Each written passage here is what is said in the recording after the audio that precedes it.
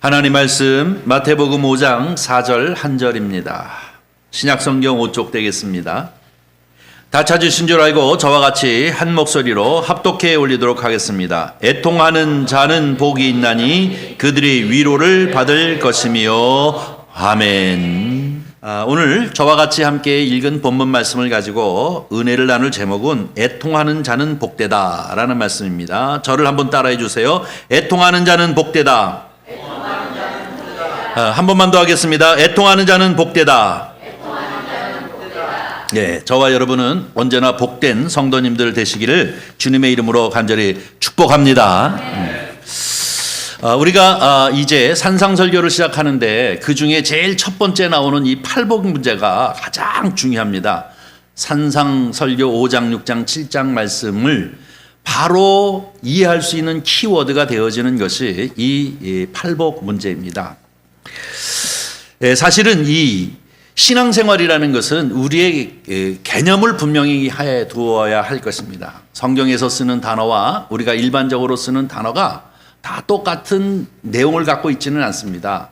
상당히 다르게 이제 이해되어지고 표현되어지기 때문에 때로는 이제 영어로 때로는 헬라어로 그 의미가 무엇인지 우리가 파악하는 이유는 무엇이냐면 그 개념을 분명히 해야만 우리의 생각이 바뀌게 되어지고 그리고 우리의 생각이 바뀌어야만 우리가 기독교인다운 삶을 살게 되어집니다. 그런데 이 부분이 애매하면 개념이 정확하지 않으면 우리가 이제 생각을 바꿀 수도 가치관을 바꿀 수도 없고 가치관을 바꾸지 아니하면 우리의 삶의 태도가 달라질 것이 하나도 없습니다. 이 산상설교라고 하는 이 5장, 6장, 7장은 이 제자로서 어떻게 삶을 살아야 할 것인가 하는 것을 우리에게 가르쳐주는 말씀입니다. 그러므로 시간이 많이 가는 면이 있기는 하지만 여태까지 제가 이 산상설교 중에 이 팔복은 한 시간에 팔복을 다 한 경우는 좀 있었지만 이렇게 하나씩 한 적은 별로 없습니다. 제 기억으로는 처음인 것 같아요. 그렇지만 여러분 우리 이 산상순 중에 이 팔복의 문제를 명확하게 개념적으로 이해하시고 바로 하나님의 놀라운 복된 사람이 되시기를 주님의 이름으로 간절히 축원합니다. 성경을 보면 이해하지 못하는 일들이 참 많이 있습니다. 그것이 뭐냐면 이 팔복의 문제가 특별히 그렇습니다. 가난한 자가 복이 있다. 애통하는 자가 복이 있다. 도대체 우리가 사회 이 일반적인 개념 속에서 살아가면 도대체 이해가 되어지지 않는 것이죠.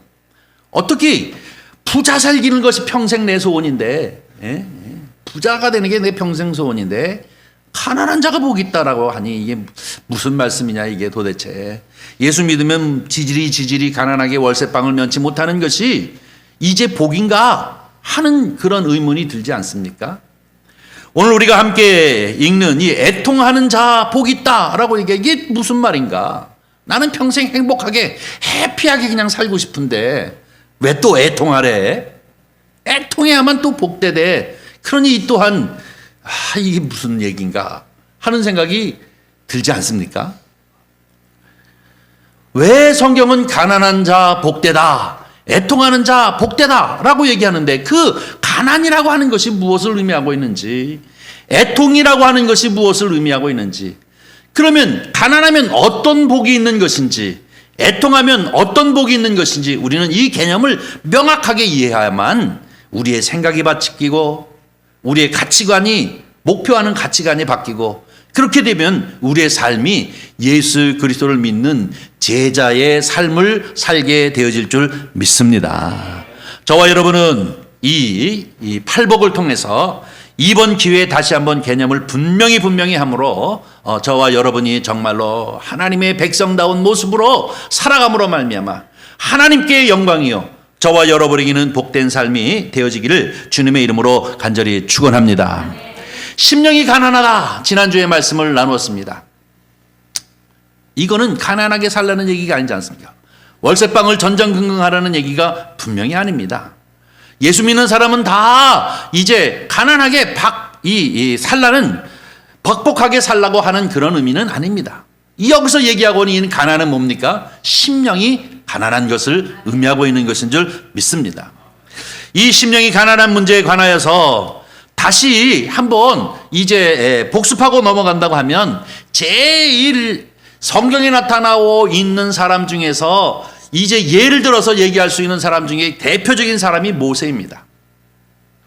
모세는 여러분이 잘 알다시피, 너무나도 잘 알다시피 이집트에 이제 왕자로 태어나지 않습니까? 히브리 사람임에도 불구하고 히브리인들이 그곳에 종 노릇을 하며 살았기 때문에 이 막 히브리 사람들이, 이집트라고 하는 나라의 히브리 사람들이 얹혀 사는데 히브리 사람들이 애를 많이 낳아가지고 인구가 막 늘어나는 거예요. 이 이집트 사람들보다 더 많이 늘어나니까 이 이집트의 왕이 명령을 내렸습니다. 히브리인들이 낳는 자들 중에 아들은 다 죽여라. 딸만 낳게 하라. 그래야만 이들을 어떻게 좀 잘 다스릴 수 있겠다라고 생각해서 그렇게 얘기합니다. 모든 산파들에게 그렇게 명령하게 되어지는데, 그때에 모세가 태어납니다. 이 모세가 태어났는데 어떻게 합니까? 이 모세를 이제 감추어서 키우다가 너무 3개월 정도쯤 되니까 우는 소리가 커지니까 더 이상은 숨겨서 키울 수가 없어가지고 물에 띄우지요.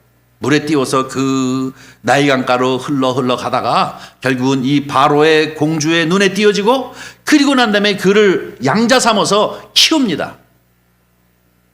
그래서 이 히브리 민족이었던 이 모세가 이집트의 왕궁에 들어가서 왕자로 성장하는 그 해가 40년이었습니다. 40년 동안 왕자로서 컸습니다. 이집트의 모든 문명, 이집트의 모든 문화, 이 모든 교육, 이런 것들을 다 받았습니다. 모세는 40년 동안 많은 사람들에게 칭송을 받았고, 그리고 출중한 그러한 능력을 가지고 자기가 배운 것도 참 많았습니다. 그래서 이 모세가 생각하기에 이제 내가 내 민족인 히브리 민족을 위해서 무언가 할 수 있겠다라고 생각해서 그가 결국은 움직이기 시작했는데, 결국은 어떻게 됩니까? 실패로 끝나지 않습니까? 이집트 사람을 이제 죽이는 일, 또 그 다음에 또 동족끼리 이 싸움하는 가운데서도 또 이 히브리 민족에게 어려움을 겪게 하는 일, 이런 과정들을 통해 가지고 이 모세가 결국은 이 40년 만에 왕자의 위치를 떠나 가지고 도망을 가는 신세가 되어져 버리고 말았습니다. 어제는 애굽 사람을 죽이더니 오늘은 우리를 죽이려느냐라고 하는 이 문제 때문에 결국은 도망가는 그런 상황이 되어져 버리고 말았습니다. 이 40년 동안 왕자로서 살다가 40년 동안 결국은 저 광야로 이끌려 나가서 광야에서 40년의 세월을 삽니다. 철저히 목동으로서 이 40년의 생애를 살아가는 이런 모습을 우리가 볼 수 있는데요. 그래서 나이가 80살이 됐어요. 40년 동안 목동으로서 살아가는 동안 이제 자기 한 살서부터 40살까지 살았던 이 이집트에 가지고 있었던 자부심이 있고, 내가 무언가를 할 수 있겠다라고 하는 생각, 내 것을 가지고 무언가 나라와 민족을 위해서 독립할 수 있겠다고 하는 이 생각들이 다 빠져버리고 맙니다. 그저 한낮에 목동에 지나지 않는 것입니다. 똥 치우고 이 양들을 돌보고 이리 끌고 다니고 저리 끌고 다니면서 그들을 이제 돌보는 그런 신세로 40년 살아서 약 80살이 되어집니다. 그때에 저 호렙산, 신의 산이라고 하는 이 호렙산에 떨기나무에 풀이 붙는 것을 그가 기이한 현상을 보고 저기 무슨 일인가 하고 쫓아갔다가 거기서 누구를 만납니까? 하나님 여호와를 만납니다. 여호와의 음성이 들립니다. 모세야 모세야, 내가 서 있는 땅, 그 땅은 거룩한 땅이니 네 신을 벗어라 하고 하나님의 음성을 들어서 거기에 팍 모세가 꼬꾸라치죠. 그리고 난 다음에 여호와 하나님께서 모세에게 하는 얘기가 무엇입니까? 이제 이집트로 가라. 이집트에 가서 네 탄원하는 울부짖는 이 이스라엘 백성들, 이 백성들 히브리 민족을 구원해서 이 광야로 이끌어내라 라는 겁니다. 모세는 깜짝 놀랍니다. 과거에 내가 힘이 있고 과거에 내가 능력이 있을 적에 그거 한번 해보려고 했는데 실패로 끝나가지고 내가 40년 동안 이 광야에 나와가지고 양떼를 치는 목동으로서 40년을 살아 이제 내 나이 80이 되어졌는데 이제 와서 저 히브리 민족을 구원하기 위하여 저 크고 강한 나라 이집트에 가가지고 그들을 200만 이상 되어지는 이 민족을 이끌어내라고 하니 도대체 이해가 되어질 수가 없어요. 그래서 하나님, 나는 못 갑니다. 나는 나로서는 아무것도 할 수 없습니다. 40년 전에 얘기했다면 내가 뭔가 해볼 수 있었는데 지금은 나는 아무것도 할 수 없습니다 라는 것입니다. 나는 아무것도 할 수 없습니다 하고 이렇게 고백합니다. 그러다가 그래도 가라라고 얘기하니까 이 모세가 뭐라고 하니까 내는 입이 둔해서 바로 앞에서 파라오 앞에서 무슨 얘기를 해야 될지 나는 말재주가 없어서 못 갑니다. 그랬더니 하나님은 또 뭐라고 얘기하면 네 형 보낼게. 네 형하고 같이 가라. 네 형은 말 잘하자니? 하면 또 붙여주시는 거예요. 아이고 그래도 못 갑니다. 나는 능력이 없고 아무것도 없습니다. 그렇게 얘기했더니 하나님이 뭐라고 얘기하니까 네 품에다가 손을 넣어봐라. 그리고 빼봐라. 그러니까 모세가 문둥병자가 됐고 다시 손을 넣었다가 빼니까 그 문둥병이 깨끗해지고 또 모세가 들고 있었던 지팡이를 던지니까 뱀이 되고 그 지팡이를 다시 잡으니 또 이 뱀을 잡으니 지팡이가 되고 하는 이것을 통해서 나 여호와가 너와 함께 하는 것을 보여주겠다. 그러니까 가라 라고 이렇게 얘기하지 않습니까? 저는 이것이 부한 자와 가난한 자의 차이라고 생각합니다. 1살 저부터 시작해서 40살 이 이집트에서 왕자로 살 적에는 가장 부한 사람이었습니다. 내가 무언가 있다라고 생각했던 사람입니다. 이 마음은 부자였습니다. 그래서 언제나 그 주어가 내가 하면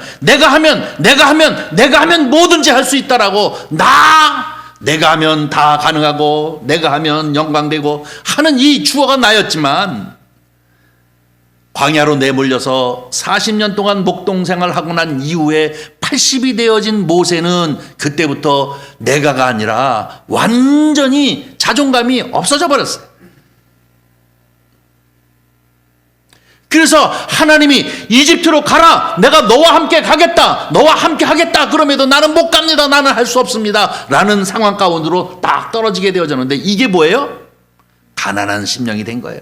부자가 가난해진 거예요.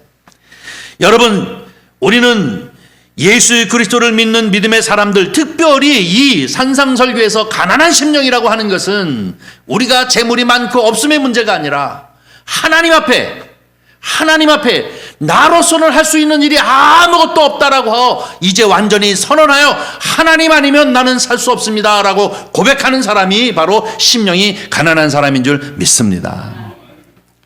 우리가 사실 신앙생활을 할 때도 처음 믿음 생활을 하게 되면 교회에서도 좀 방귀깨나 좀 끼고 싶은 마음이 있어요.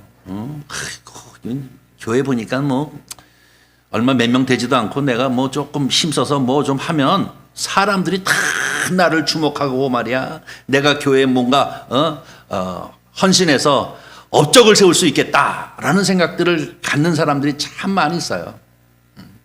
그래서 뭐 심지어는 뭐 와서 뭐 목사도 이겨먹고 싶고 그냥 뭐 장로도 이겨먹고 싶고 막 그런 사람들 참 많아요. 소위 얘기해서 돈의 힘을 가지고 휘둘러 보려는 사람들이 교회 안에 얼마나 많이 들어오는지 몰라요. 이거는 뭐 작은 교회든 큰 교회든 마찬가지입니다.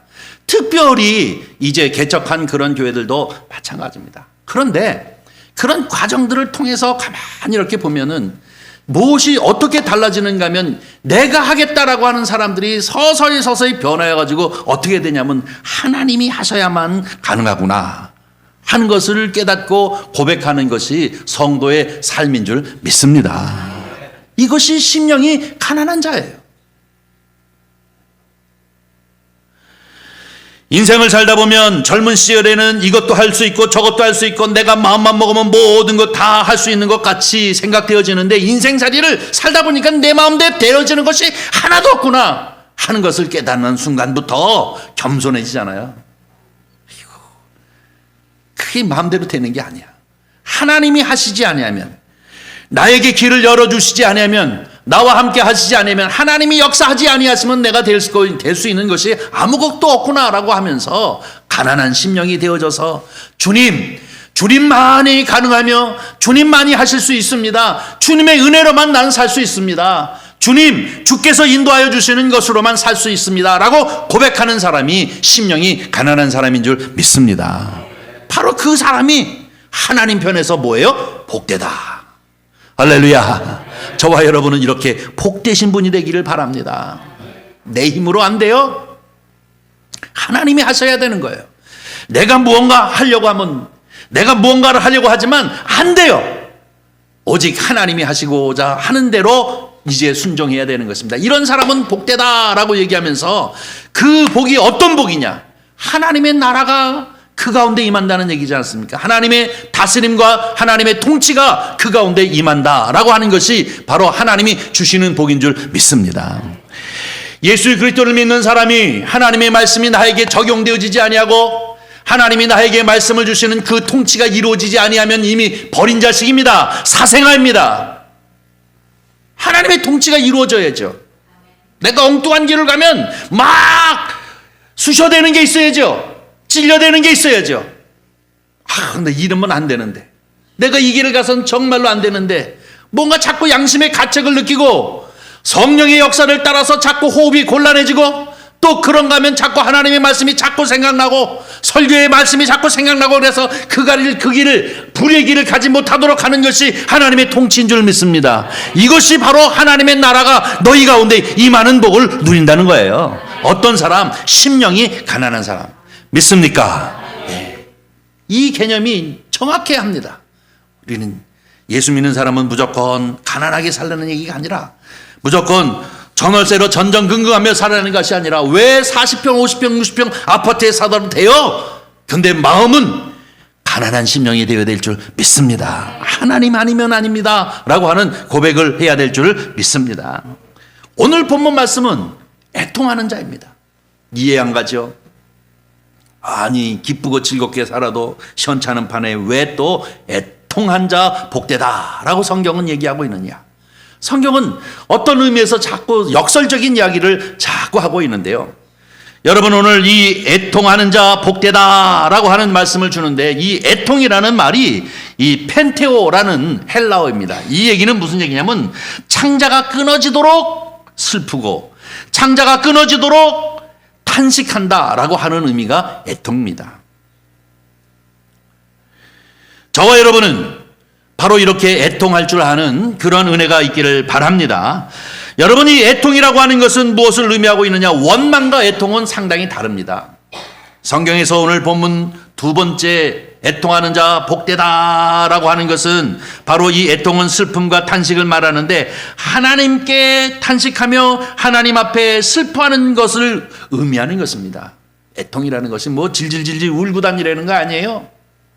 이 사람 저 사람 만나가지고 그냥 우리 힘들어, 우리 어려워 하면서 질질질질 울고 그렇게 다니는 것, 그것을 하라는 의미가 아니에요. 그래야 복되다, 그게 아니에요.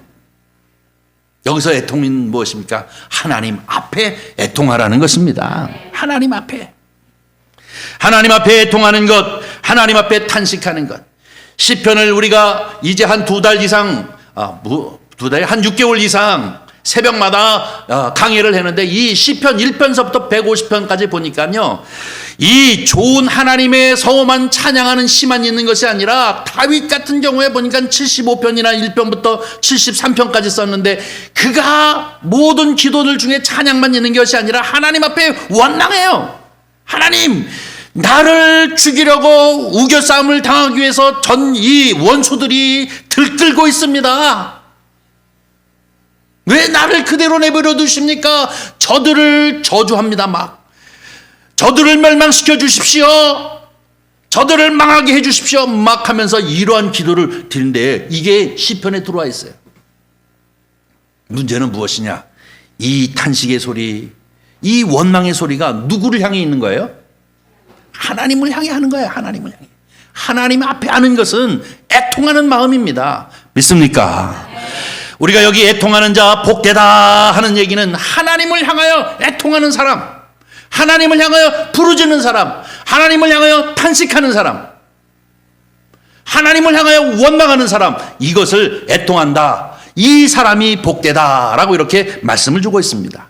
그러나 이 애통이 아닌 원망도 있습니다. 이것은 하나님을 향하여가 아니라 하나님에 관하여 불평불만하는 것, 이것은 다른 의미입니다.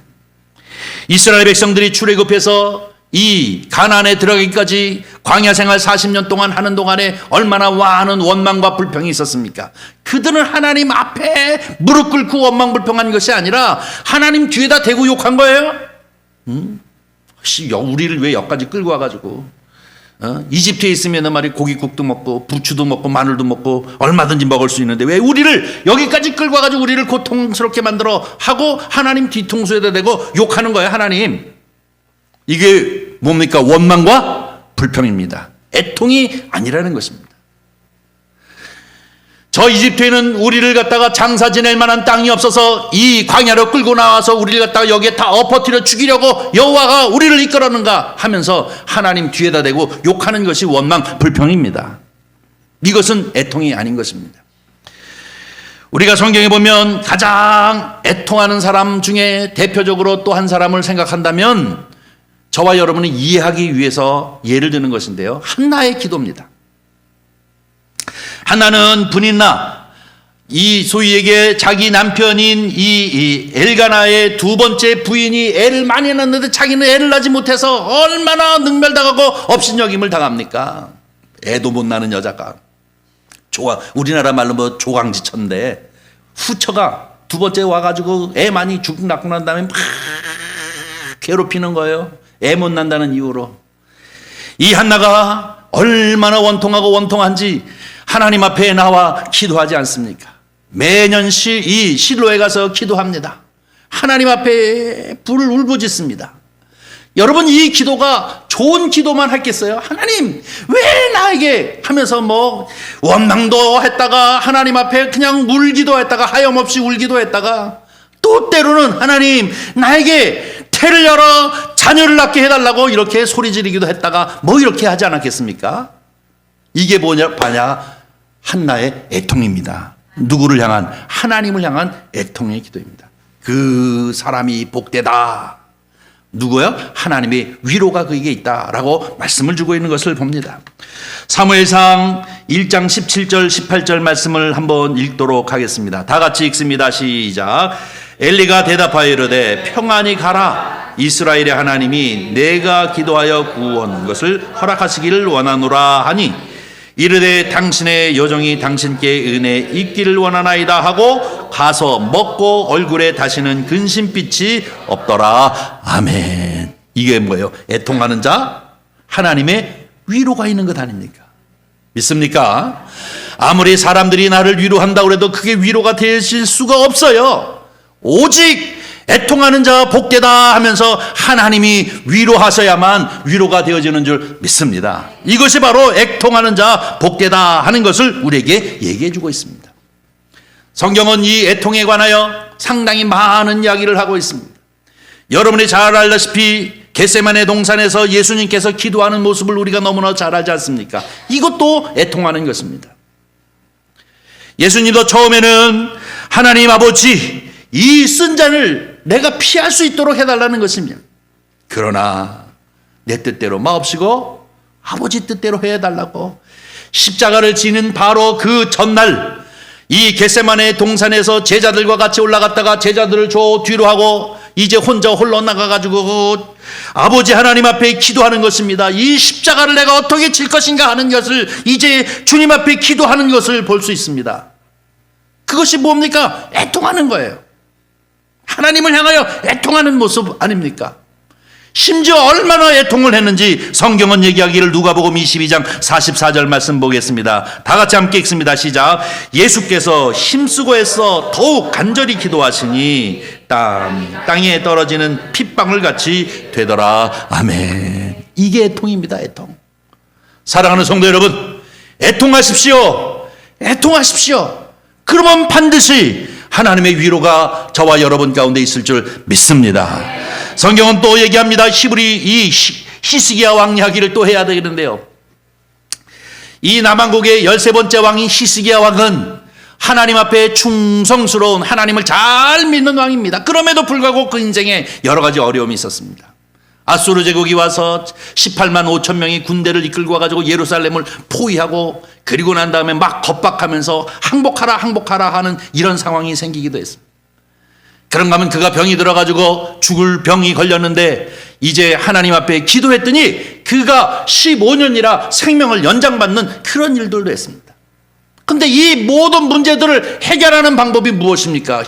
이 히스기야 왕이 애통하는 거예요. 애통. 하나님 앞에 가지고 나가. 이제 하나님 앞에 가지고 나가서 성전에 올라가서 하나님을 향하여 보고 엉엉 울면서 애통하는 거예요. 금식하고 베옷을 입고 백성들에게 금식을 선언하고, 그리고 애통하는 거예요. 부르짖고 또 부르짖는 거예요. 하나님 도와달라는 거예요. 내 생명을 연장시켜 달라는 거예요. 그때 이 사람이 복되어 하나님의 위로가 있었어요.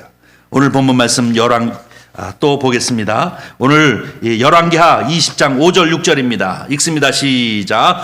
너는 돌아가서 내 백성의 주권자 히스기야에게 이르기를, 왕의 조상 다윗의 하나님 여호와의 말씀이 내가 내 기도를 들었고 내 눈물을 보았노라. 내가 너를 낫게 하리니 내가 3일 만에 여호와의 전에 올라가겠고 내가 내 날에 15년을 더할 것이며 내가 너와 이 성을 아수르 왕의 손에서 구원하고 내가 나를 위하고 또 내 종 다윗을 위함으로 이 성을 보호하리라 하였다 하라 하셨더라. 아멘. 이게 이사야 선지자가 하나님의 음성을 듣고 이것을 가지고 누구에게 지금 얘기하러 가는 거예요?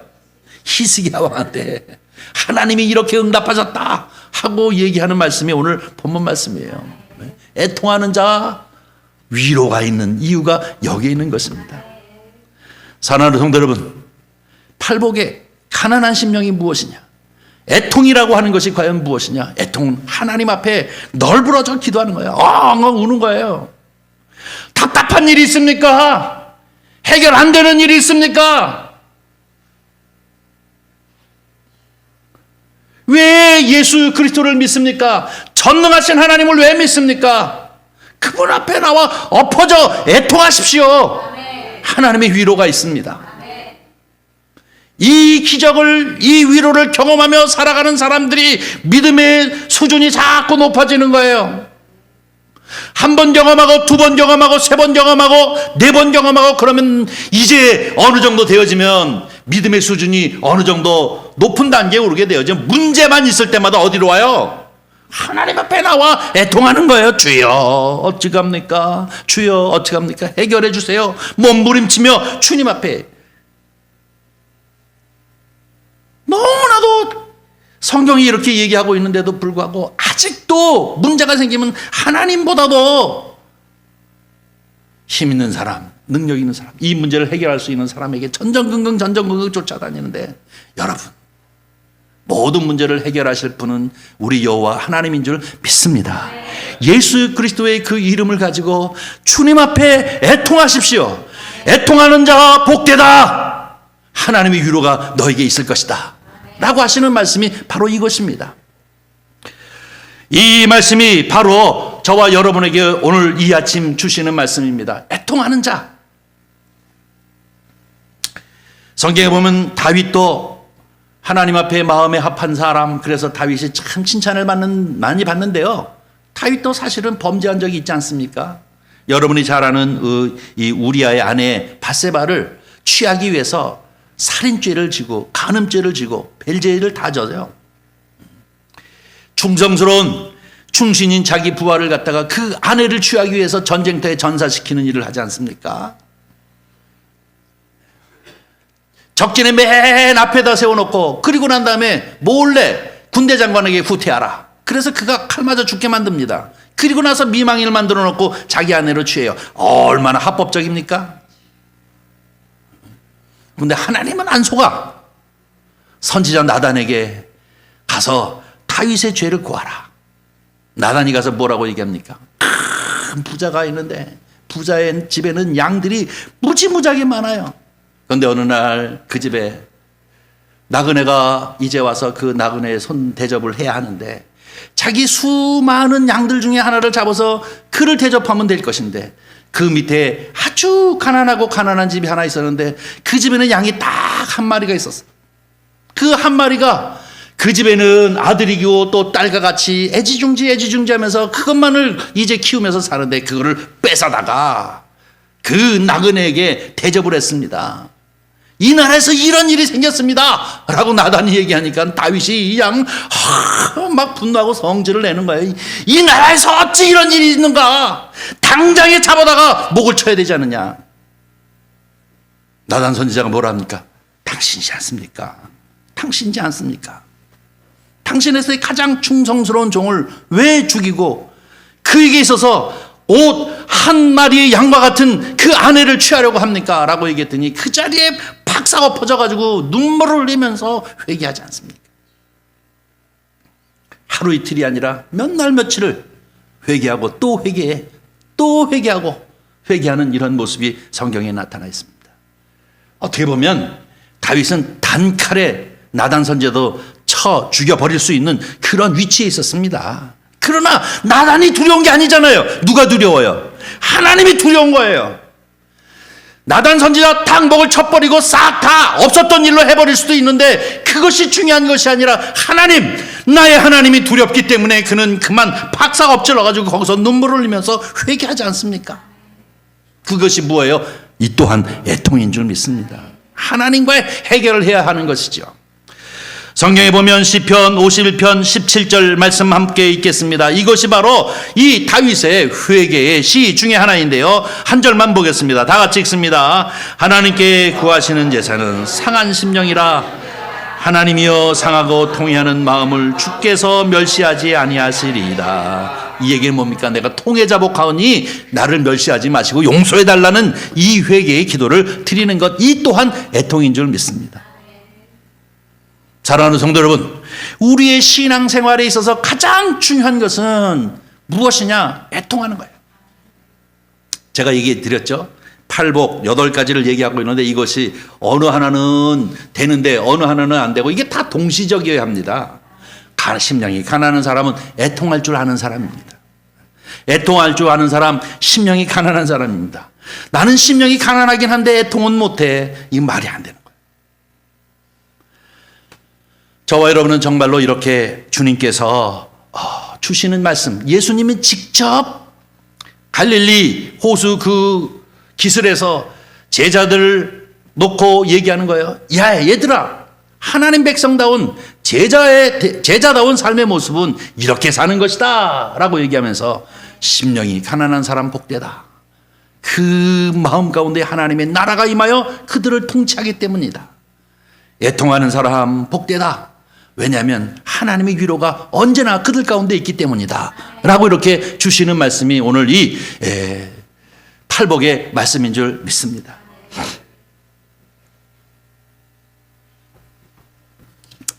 어떤 목사님이 박사 학위를 받기 위해서 미국에 유학을 갔는데 유학을 가가지고 한 학기 두 학기를 이제 하고 1년이 돼서 방학이 되어졌는데 학교 당국에서 얘기하기를 뭐냐면 우리 학교는 방학 동안에 이제 봉사를 해야 됩니다. 그래서 무슨 봉사를 할까 그러다 자기는 병원에 가서 봉사를 해야 되겠다라고 병원 봉사를 지원했답니다. 병원에 봉사를 지원했는데 가서 업무를 받았는데 무슨 업무를 받냐면 환우를 쫓아다니면서 기도해 주는 거래요. 미국에 간 지 1년밖에 안 됐는데 영어가 그렇게 막 유창하겠습니까? 그래가지고 보니까 이러한 류의 환자도 있고 저러한 류의 여러 류의 환자들을 이렇게 만나는데 그들한테 기도를 해줘야 되는데 영어가 딸리더라는 거예요. 영어가 딸려서 기도는 하긴 해야 되는데 어떻게 할까? 그래서 자꾸 한 번, 두 번 이렇게 하다가 자기가 생각하기를 안 되겠다 싶어서 이 사례별로 기도원을 만들어가지고 암 걸린 사람 찾아가지고 이거 갖고 또 쫙 유창하게 읽어주고 이렇게 하면 참 되겠다 그래가지고 몇 가지 판례를 이렇게 잡아서 이제 기도문을 만들었다는 거예요. 그리고 거기에 합당한 사람 앞에 이제 기도를 하는 거예요. 하나님, 유창하지도 않은 영어 다 써갖고 왔으니까 막 읽어대면서 기도를 했는데 기도했는데 현찮지가 마음에 편치가 않다는 거예요. 마음에 안 들어. 뜨겁게 기도가 안 돼. 왜? 영어 실력이 없으니 뭐 뜨겁게 기도가 되겠어요? 잘 안 돼요. 그래가지고 생각도 못해서 하나님 앞에 기도하는 중에 다 배짱이 생기더래요. 그래서 다음에 생각하기를 뭐라 하면 이왕 기도할 게 뜨겁게 좀 해야 되는데 내 마음에 이렇게 뭔가 얹힌 것 같으니 이거 참 안 되겠다 생각해서 다음부터는 환자를 만나면 맨 먼저 나는 한국 사람인데 영어가 되게 짧습니다. 영어를 잘 못하니까 내가 한국말로 열심히 기도해 줄 테니까 그냥 당신은 그냥 아멘 아멘만 해주세요. 그래가지고 그냥 뜨겁게 주여 믿습니다. 막 그냥 유창하게 한국말로 막 기도를 했는데 그 미국 사람이 알아들을 수 있을까요? 못 듣겠죠. 똑같이요. 입장만 바뀌어놓은 건데 그런데도 눈물을 흘리면서 위로를 받더라는 거예요. 위로를 받더라는 거야. 그래서 이게 뭐 들려야만 되는 게 아니구나. 마음과 마음이 와닿으면 되는 거구나 하는 거예요.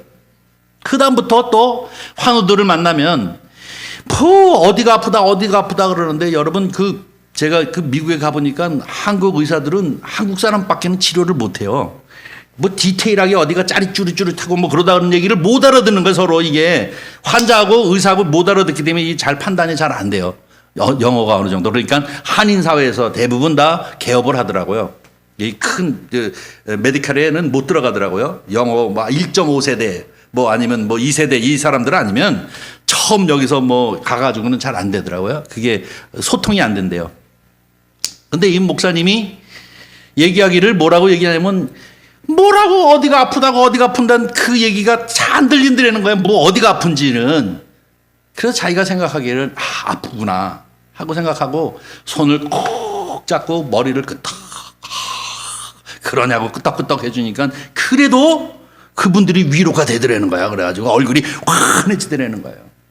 여러분 이렇게 손만 꽉 잡아줘도 그저 언어가 통하지 않아도 막 뜨겁게 기도하는 것만 눈으로 이렇게 봐도 위로가 되어지는데 하나님 앞에 부르짖고 또 부르짖고 그분 앞에 애통하여 내 마음을 막 쏟아놓으면 우리 하나님이 어떻게 우리를 위로해 주시겠습니까?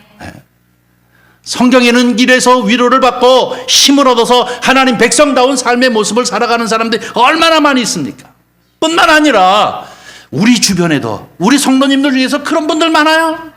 힘들고 어려워 문제가 해결되어지지 않아 아무리 생각해도 답이 없어. 그때는 주님 앞에 나와 애통하십시오. 하나님이 함께 하십니다. 이것이 우리의 믿음이 아닙니까? 이것이 우리의 복이 아닙니까? 애통하는 자 복되다. 하나님의 위로가 너에게 있다라고 하시는 이 말씀이 살아서 역사하시는 말씀이라면 우리는 이 말씀을 붙잡고 어떤 상황이 되든지 어떠한 상황이 되든지 언제나 주님을 향하여 애통하는 성도님들이 되시기를 주의 이름으로 간절히 축원합니다. 여러분 눈물이 있는 가정은 축복의 가정이요 눈물이 있는 교회는 부흥의 역사가 있고 눈물이 있는 나라는 미래가 있다고 합니다. 울 줄 모르고 하나님 앞에 나와 애통하며 울 줄 모르면서 문제를 찾아 헤매이면은 미래가 없어요. 망하는 것이에요. 부흥이 없어요. 축복이 없어요. 그러나 무슨 일이든 주님 앞에 가지고 나와 애통하는 사람은 하나님의 위로와 축복이 있을 줄 믿습니다. 이것이 오늘 우리에게 주시는 하나님의 말씀입니다. 이 아침 저와 여러분은 언제나 심령이 가난할 뿐만 아니라 하나님 앞에 애통하는 심령이 되어져서 주님의 위로와 축복을 누리시고 주님이 통치하시는 은혜가 있기를 주님의 이름으로 간절히 축원합니다. 기도하겠습니다. 자비로우신 아버지 하나님, 주님의 은혜와 사랑을 감사합니다. 오늘 이 아침에 주님 앞에 나와 예배자로 있게 하실 뿐만 아니라 우리를 향하여 주시는 하나님의 말씀 앞에 우리가 아멘 화답하게 하시니 감사드립니다. 이 말씀이 우리에게 생명되게 하시고 믿음되게 하시고 이 말씀이 우리에게 또한 능력과 위로가 되어지도록 주님 축복하여 주시어서 하나님 백성다운 모습으로 이 세상을 살아가는 그 순간순간 언제나 주님 앞에 애통하는 심령을 가지고 주님의 위로와 축복을 누리며 살아가는 저희들이 되어지도록 주님 함께하여 주시옵소서. 예수님의 이름으로 기도하옵나이다. 아멘.